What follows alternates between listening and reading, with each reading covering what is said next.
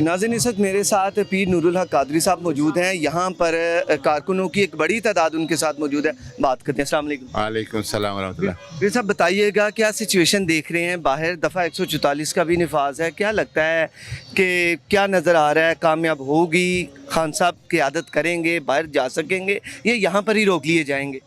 دیکھیں جو دفعہ 144 کا نفاذ ہے یا باقی ان کی یہ ساری کوششیں ہیں، یہ اس لیے ہے کہ اکسایا جا سکے پی ٹی آئی کو، پی ٹی آئی کی لیڈرشپ کو، پی ٹی آئی کے ورکرز کو، جو کہ چارجڈ ورکر ہے، جو شیلا ورکر ہے، اور وہ کہیں قانون ہاتھ میں لے اور یہ لاشیں گرائیں.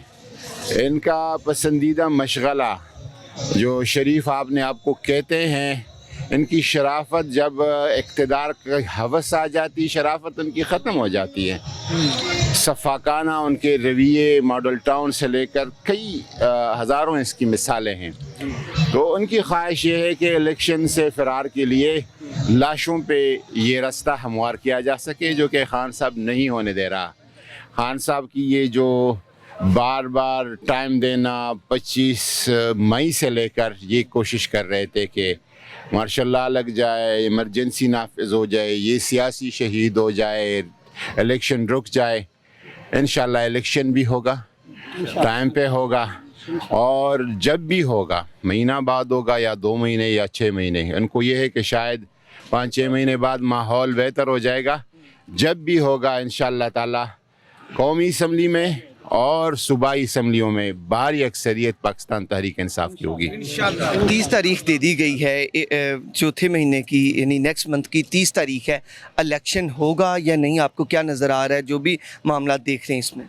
یہ ہوگا، کیوں نہیں ہوگا؟ ان کے باپ بھی الیکشن کریں گے.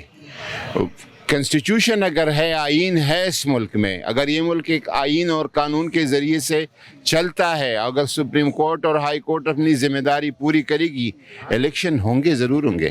اچھا، یہ اب 2 جو ہیں کے پی کے اور پنجاب کے، یا یہ جو وقت آ رہا ہے پورے ملک کے دیکھ رہے ہیں؟ میں تو جنرل الیکشن کو دیکھ رہا ہوں، کیونکہ کیسے 2 بڑے صوبوں میں 60% آبادی میں الیکشن ہوں گے، باقی ملک میں یہ جنرل الیکشن ہوگا اور انشاءاللہ جلدی ہوگا. بہت شکریہ. شکریہ. Thank you.